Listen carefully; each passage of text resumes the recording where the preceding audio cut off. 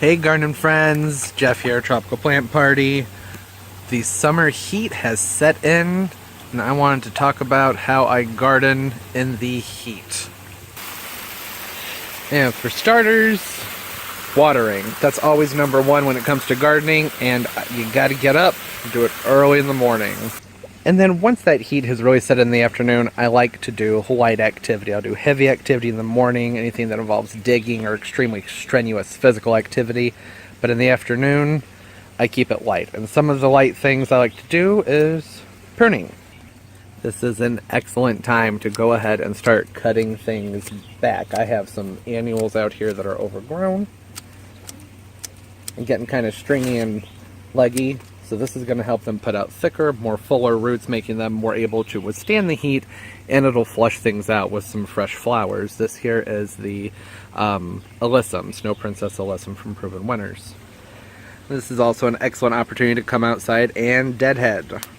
Like my hibiscus, got to deadhead them pretty much every single day. And oh my, do I have a lot of deadheading to do out here.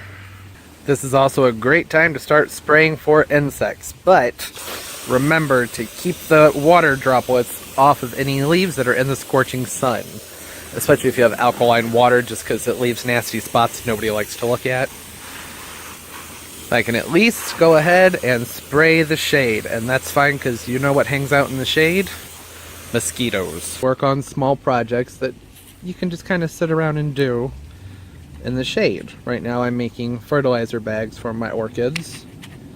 Doesn't require much energy, and it's fairly cool in the shade. If at all practical, micro irrigation makes a huge difference when it comes to watering your plants. When it gets hot, I'm talking mid-90s and upper, I switch my programming so that they get watered very, very heavily and deeply in the morning, and then late afternoon, early evening, they get just a gentle squirt of water to help get them through the night. But I don't have them set to go late at night because it's very humid and I don't want any fungal issues. And if it's going to be really hot, but just for a few days you don't feel like resetting all of your timers, you can always just flip a switch and get them going for a little bit. Ooh. But don't forget to turn them off. I've done that before. And for my orchids, I have installed misters. They have made such a world of difference. But you have to use caution when it comes to automatic watering with orchids. Orchids have so much variation when it comes to their watering needs. So I only have my mister set up to run for, I think, a minute. That's the smallest amount of time I can do, and they run 4 times a day. And the reason I've done that is because I'm not always around to make sure they're getting watered, so this way they're at least getting something. And when it's hot like it is today, I flipped it on to manual, as you just saw, and I'm probably going to leave this running for a pretty long time because it's going to be super, super hot, which is good, especially for vandas, because they appreciate that they'll grow like crazy as long as they're hydrated. And have some shade. Shade makes a huge difference. Give yourself a nice, cool, relaxing place to sit and take a break. And if you don't have that, then get inside. I know me personally, I usually acclimate to the heat and I enjoy it, but it takes me a couple weeks. Like today, kind of miserable, have to be honest. But I'm taking frequent breaks into the shade. I have an outdoor fan. I was going to recommend everybody get an outdoor fan. I got this on clearance at Kohl's many years ago. I went online. These are like $200, so that's really not a practical thing. Like, oh, if you're hot, go spend $200 on a fan. Yeah, that doesn't really make sense. But if you're fortunate enough to have one or find one on clearance, you know, keep your eye out on eBay and Craigslist and look for good deals. I'm telling you, that is a purchase you will not regret. Although $200 is stupid. I would never spend that on this. Even after I've acclimated, when it's hot out, I'd say over 90, 95 degrees, I still make sure to take a break every so often. I'm talking like every 10 to 15 minutes and get back into the shade and hydrate. And yeah, I don't think the shade would cut it if I didn't have the fan. So if I didn't have the fan, it'd be go inside to take a break, probably. Oh, well, here's another great example of something to do when it's hot. I can cut these dead leaf things, trunk pieces, off my banana. Doesn't require any energy, and I'm getting something done. Just take the scissors, and done.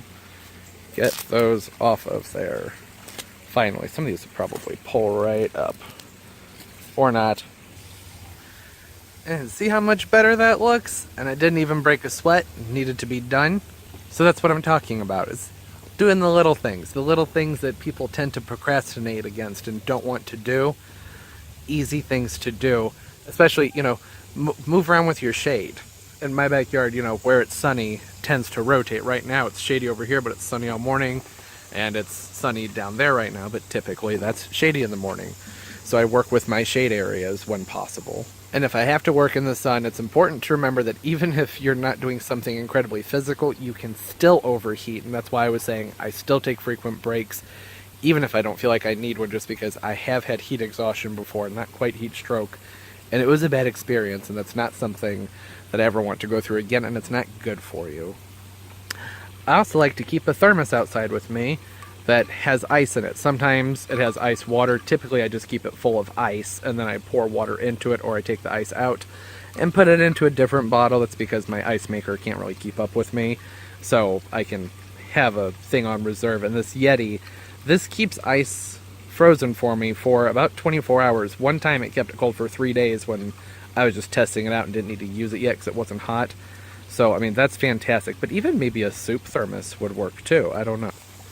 And I spy another easy to do project. These little lights have been floating around in there for way too long. I got these pond lights off of Amazon, and for some reason they float. Seems kind of idiotic, doesn't it? But I could go ahead and strap those down to some rocks with maybe some rubber bands or something, and that's not going to require much energy, so I'll go ahead and do that. But that was easy. Just strap some rubber bands to the bottoms of the lights, and they're down there. I can't really position them perfectly, but it's better than having them float. Oh, and let's not forget our furry friends, our family members, our pets. When it's hot out, they don't need to be out in the heat for very long. Give them a nice shady spot, fresh, clean water, and keep them cool. If the ground's too hot for you to walk on, it's too hot for your dogs. Don't forget that. This right here is actually my solution to providing them with clean water. This is just a pot I picked up on clearance at Garden Ridge, or now it's called At Home. And I put a cheap little fountain on it that I found on clearance. It doesn't look super pretty, but I hooked it up to a pump that's made for aquarium use, so I know that it's safe. And this keeps the water circulating. By having the water circulating, it keeps the water cool, it keeps mosquitoes out. I can even put filter pads in the back of there if I want to remove any impurities, but if I worry about impurities in there, I tend to just flush it out and put clean water in there. And I check it frequently to make sure that the water is cool enough that they'll actually drink out of it, because that's sort of the point. That's also neither here nor there. And don't forget to dress for the hot weather. When it's 100 degrees outside and I'm gardening, I'm not concerned with how I look. I do think it's good to dress to impress and all of that, but if it's just me at home and it's hot outside, I'm not trying to look pretty. I like my mesh shoes. The downside though is dirt gets in them, so I have to keep them very clean, but they breathe very well.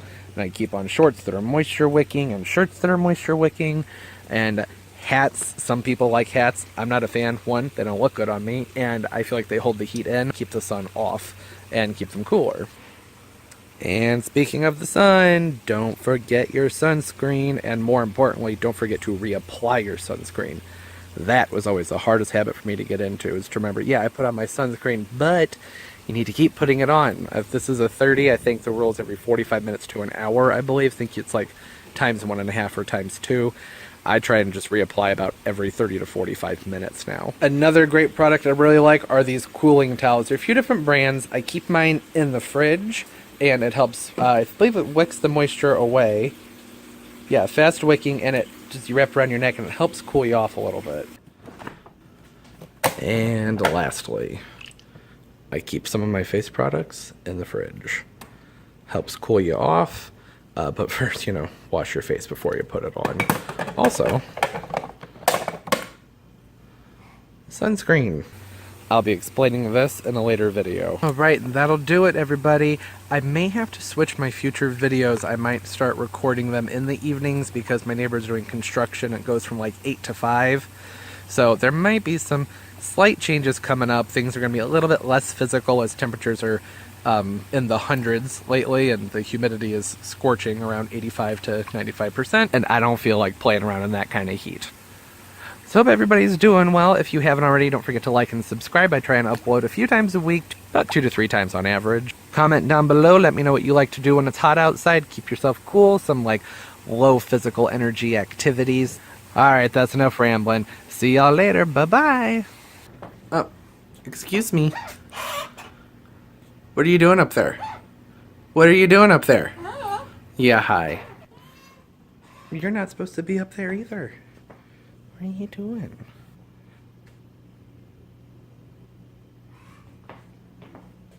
What are you doing? What are you doing? What's wrong? What you doing?